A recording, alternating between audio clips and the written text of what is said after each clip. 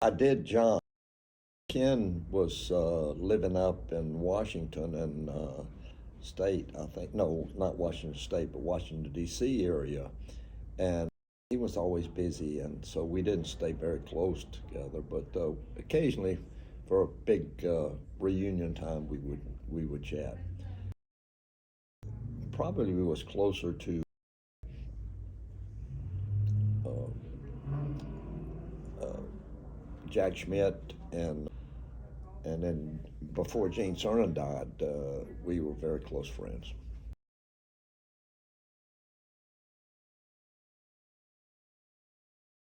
I did.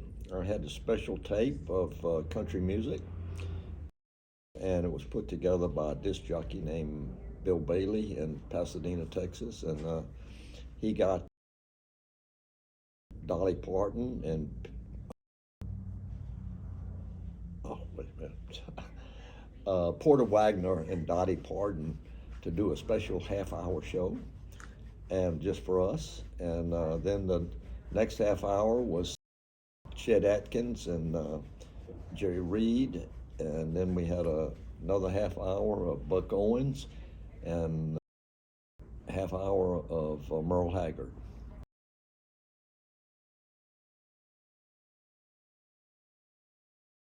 Probably it wasn't in my PPK, but one of the most uh, well, let me use the word nicest. The nicest things I carried was a photograph of my family, and I left it. I got permission to leave it on the moon, so when I dropped it on the moon, I took a picture of that. In my PPK, I had a special pin that was for a very fancy pin that for my wife. I had some jewelry for another pin for my mom and my mother-in-law, my sister-in-law, those kind of things that we took. Those were very special.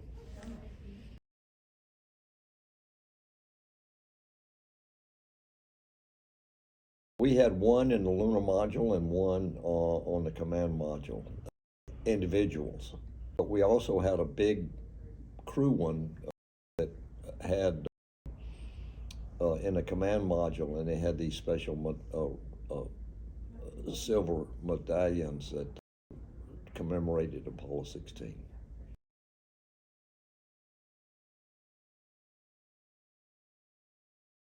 Yes, I do have some concerns. It's a very complicated mission. I think the first couple of landings are going to be, we're behind schedule, but I think we'll pull those off within a couple of years. But to get Artemis totally pulled together and do the co-elliptic orbits and all of these rendezvous and stuff like that, it's going to be, I think, behind schedule. But they'll work it out. It's just really a difficult mission. Landing on the South Pole is not going to be an easy task.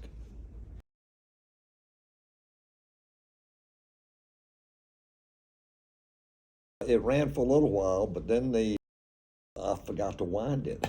And the reason it really stopped was because I didn't wind it.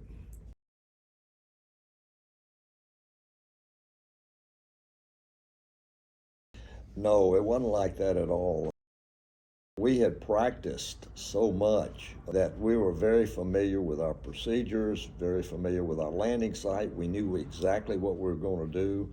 So it wasn't a sense of trepidation that we landed and started exploring. We knew exactly what we were going to do. Even though I hadn't done it before, we had we'd practiced, and I had watched the other crews, learn from them what you could do and couldn't do. So it was just a time of from the moon was just very familiar to me, and I felt right at home.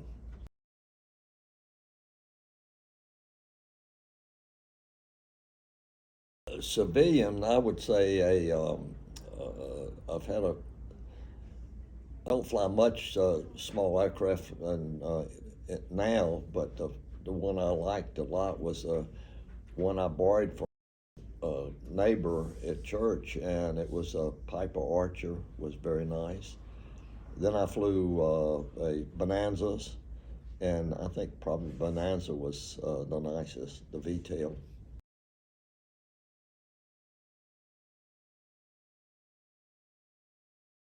You didn't feel it. It was just a flash. It looked like it was inside your eyeball. You could, and the most amazing thing, you could tell the direction. If it was from a left to right, it left a streak across your eye like a shooting star, like you see a shooting star in the sky. If it came straight on you, it was like a flash bulb going off. If it came from behind and went forward, it was a flash that faded away. So it was very unique, but you didn't feel anything. You could just see it.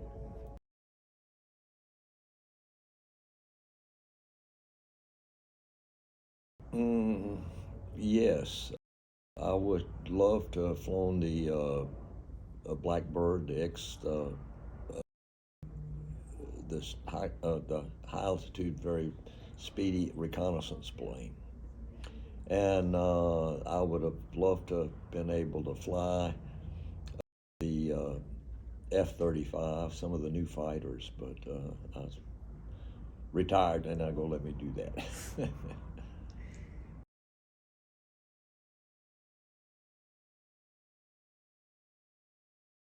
The descent and landing was, we had cue cards on the instrument panel, and they were really important because they gave you altitude versus rate of descent, and they gave you a few emergency procedures if you had to undertake emergency procedures. So we used the cue cards a lot, and we changed them out for each phase of the mission. We had cue cards for activation and checkout, and we had cue cards for descent and landing.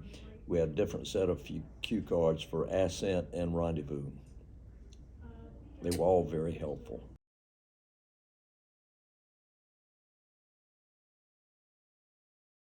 Well, we were 17 seconds before we called an abort when they landed. But the abort was called with 4% fuel remaining in the tanks. And so that 4%, so if we called an abort, they would throttle to full power, give them a positive rate of climb for a minute or more. So the cutoff was not at zero. The cutoff was at 4%. When we got to 4%, you had to, if you weren't on the ground, you were going to abort. And so it was based on the 60-second call, and the 30-second call was based on an estimate that when we would get to the 4% and call an abort. Now, if we'd have called an abort, I'm convinced if Neil Armstrong had the final say, because he was the commander, and if we were 20 feet off the ground and we called him abort, he would use the 4% to land instead of aborting. So, but we didn't have to get that far.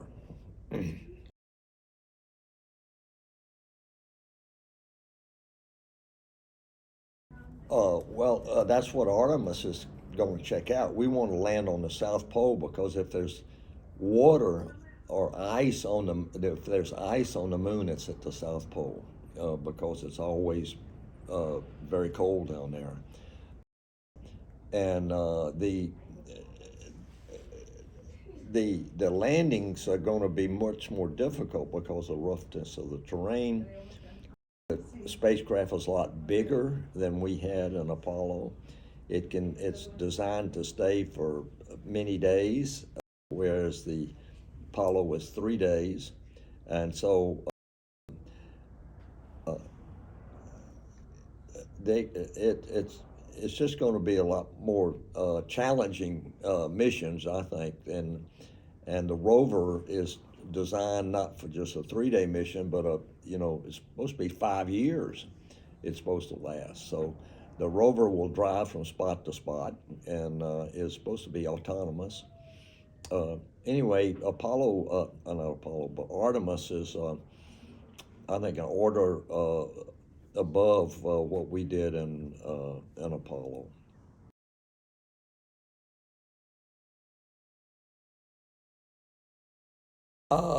The favorite rock from Apollo 16 for me is Big Muly. And Big Muly was found on a rim of Plum Crater, and it was as big as a watermelon. And we didn't want to bring it back, but they commanded us to from Mission Control to pick up that rock. So we picked it up, and it turned out it weighed 20 pounds, the biggest rock ever brought back from the moon.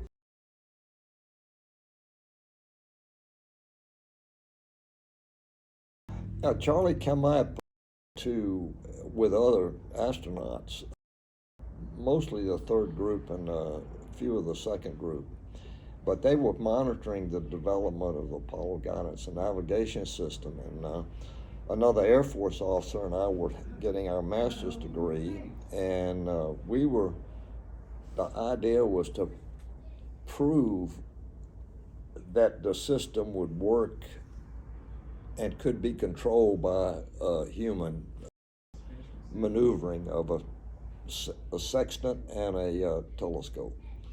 And Charlie was very interested, and he was very enthusiastic about it, along with several other guys.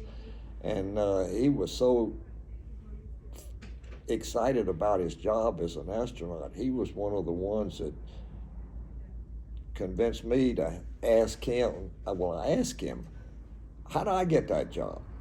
And he said, well, finish your degree and go to test pilot school and you might have a chance. So that's exactly what I did. And I did have a chance and got picked.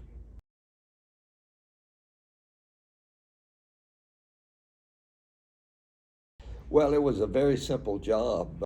It was just for the liftoff of the Titan, and there was a professional flight controller. I guess I was sitting there on the desk with him, and he taught me a lot about monitoring and looking at different systems, and so it was a short job, really, just doing the liftoff of the Titan and jettisoning of the spacecraft and getting it into orbit. So that was my beginning to learn about mission control, and I really enjoyed working in mission control.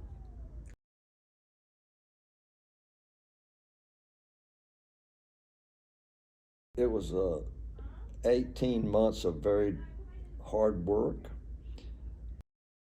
The major change was going to be a hatch that opened outward rather than inward. And then I would say this next was the elimination of big patches of Velcro that were found flammable, and then redesigning of the wiring bundles. And Stu Russo and I weren't involved in that part, but we were involved in testing the systems and the hatch opening mechanisms and all of that was going to be put in. So Stu and I were the guys in the spacecraft as they said, let's test this and let's test that, and we were the ones that did it, mostly on the launch pad. The design was pretty well set, but they wanted to make sure you could get out of the spacecraft on the launch pad, so we demonstrated you could in about 30 seconds.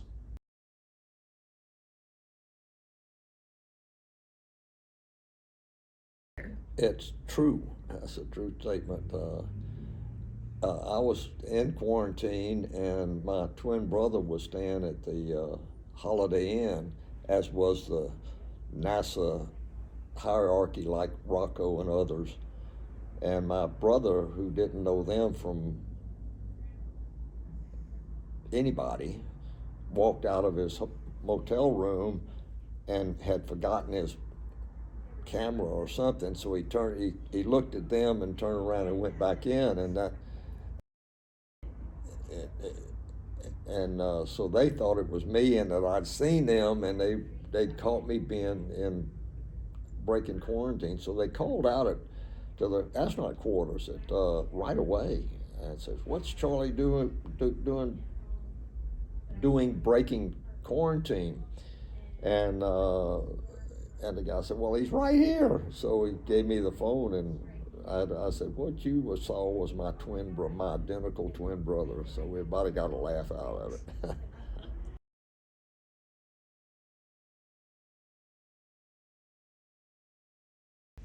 Well, they needed a backup crew for Apollo 17, and John and I had just flown, and we had the most current experience in the lunar module and the rover and stuff like that. And so I talked John into, "Hey, why don't we volunteer?" I said, "You never know, they might break their leg or have a crash or something, and we might get to go again." So I think it was a little bit of motivation. The reason we did it was a little bit of motivation that maybe we might get a chance to go again, because John and I were really excited about being on the moon.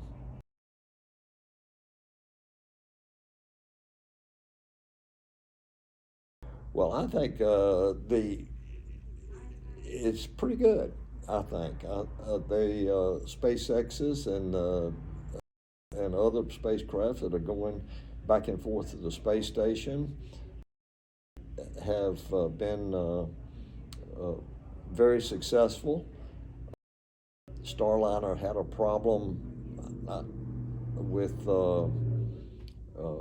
one of the pressurization systems, not in the spacecraft, but within the what I'd call the steering module, and they didn't want to trust the crew to this potential, expose the crew to this potential hazard and maybe fatality. So they brought it back by itself, and it was performed perfectly. And so they're still stuck. I guess the crew's still stuck up there, but the thing made it back okay, if I recall. So it's just to me, it's a show that NASA values human life, and they're going to not take unnecessary chances.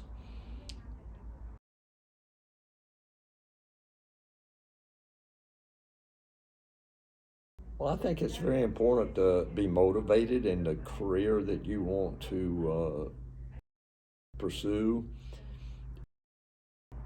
I tell most young college kids and high school kids, don't study physics, because if you hate physics, but I'm going to have to study physics because I'm going to need that if I get into the space program. That's not true. Pick a engineering uh, program that you like, that you're fascinated with, and if you never get a job with NASA or never get into space as an astronaut, you're going to have a very satisfying career if you do something that you like. And so I tell people, never take anything and go into a career field that you don't like, that you're not satisfied with, because if you do, you're going to be not satisfied with your career the rest of your life.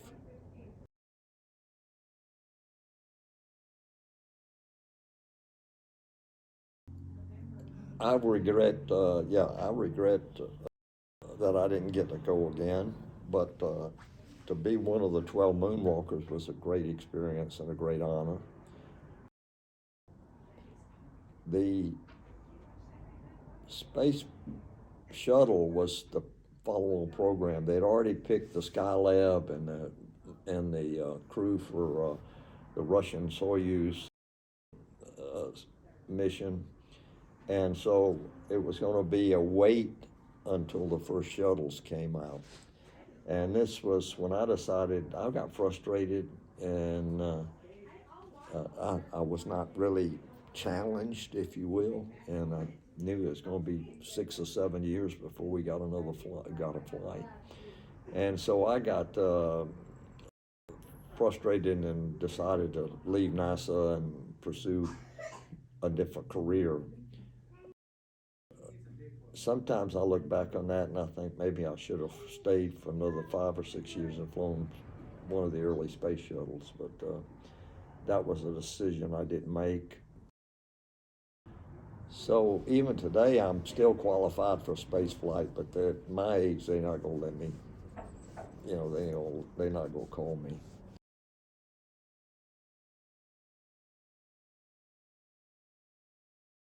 Well, it's still a great honor, and I think it's time for me to give that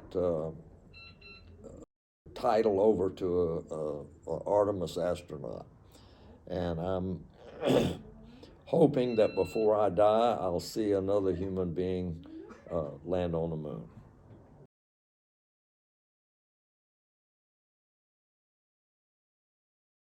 I didn't have a Corvette. I had a Ford F-150 pickup truck, and it was dark blue.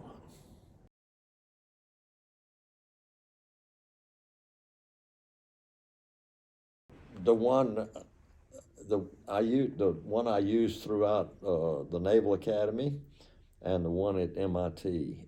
So I don't remember the name of it, but it was issued to me as a midshipman at the Naval Academy, and I kept it through 5 years of no use, and then when I got back to MIT, I had to break it out again.